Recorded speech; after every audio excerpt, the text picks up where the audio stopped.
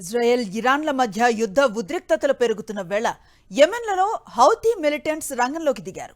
ఇప్పటికే యెమెన్ నుంచి క్షిపణులు ప్రయోగించినట్లుగా ఇజ్రాయెల్ ప్రకటించింది. అయితే ఈ హౌతీలు ఎవరు? వారి పాత్ర ఈ యుద్ధంలో ఎంత కీలకం? ప్రపంచ వాణిజ్యంపై హౌతీలు ఎంత ప్రభావాన్ని చూపగలరు? Watch the story. యెమెన్ దేశంలోని ఉత్తర ప్రాంతాల్లో పనిచేస్తున్న హౌతీలు ఒక రాజకీయ, సైనిక, మతపరమైన ఉద్యమకారులు. జైదీ షియా మతాన్ని అనుసరించే ఈ గ్రూప్ హౌతీ కుటుంబం ఆధ్వర్యంలో నడుస్తోంది. 2011లో సంభవించిన అరబ్ స్ప్రింగ్ తర్వాత దేశంలో అస్థిరతను ఉపయోగించుకుని 2014లో యెమెన్ రాజధాని సనా నగరాన్ని తమ కంట్రోల్లోకి తీసుకున్నారు.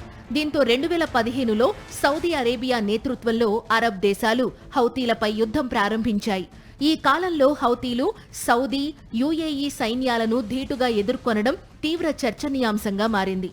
సౌదీ, యుఏఈలో ఆయిల్ ప్లాంట్లు, కీలక సదుపాయాలపై డ్రోన్లు, క్షిపణులతో దాడులు చేశారు.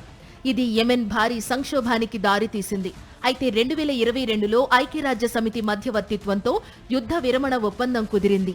2023 అక్టోబర్ 7న హమాస్ దాడి తరువాత ఇజ్రాయెల్ గాజాపై యుద్ధం ప్రారంభించగా హౌతీలు కూడా రంగంలోకి వచ్చారు.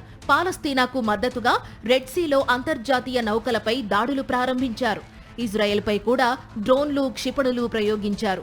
దీనికి ప్రతిగా ఇజ్రాయెల్, అమెరికా హౌతీ స్థావరాలపై వైమానిక దాడులు జరిపాయి. 2025లో కాల్పుల విరమణ తరువాత దాడులు తగ్గినా ఇప్పుడు మళ్లీ ఇరాన్ యుద్ధం నేపథ్యంలో ఉద్రిక్తతలు పెరుగుతున్నాయి. ఇరాన్కు మద్దతుగా ఉన్న యాక్సిస్ ఆఫ్ రెసిస్టెన్స్ లో హౌతీలను కూడా భాగంగా అమెరికా భావిస్తోంది. అయితే హౌతీలు నేరుగా ఇరాన్ను అనుసరించకపోయినా ఇరాన్ ఆయుధాలు, శిక్షణ ఇస్తోందని అమెరికా ఆరోపిస్తోంది. హౌతీలు మాత్రం తమ ఆయుధాలను తామే అభివృద్ధి చేస్తున్నామని చెబుతున్నారు. హౌతీలు యుద్ధంలో నేరుగా దిగడం ప్రపంచవ్యాప్తంగా మరింత చమురు సంక్షోభానికి కారణం కాబోతోంది. ప్రస్తుతం హోర్ముజ్ జలసంధి దాదాపు మూతపడిన పరిస్థితిలో రెడ్ సీ మార్గమే చమురు రవాణాకు ప్రధానంగా మారింది. ఈ పరిస్థితిలో హౌతీలు సముద్ర మార్గాలపై దాడులు చేస్తే ప్రపంచ వాణిజ్యం తీవ్రంగా దెబ్బతింటుంది. ముఖ్యంగా చమురు రవాణా పూర్తిగా ప్రభావితమవుతుంది. గల్ఫ్ దేశాలపై కూడా హౌతీలు దాడులు చేసే సామర్థ్యం కలిగి ఉన్నారు. అందుకే హౌతీలు యుద్ధంలో ప్రవేశిస్తే ఇది ప్రాంతీయ యుద్ధాన్ని గ్లోబల్ సంక్షోభంగా మార్చే ప్రమాదం ఉంది. ఇజ్రాయెల్, ఇరాన్ యుద్ధం ఇప్పటికే ప్రపంచాన్ని కలవరపెడుతున్న వేళ హౌతీలు కూడా రంగంలోకి దిగితే పరిస్థితులు మరింత తీవ్రమయ్యే అవకాశముంది.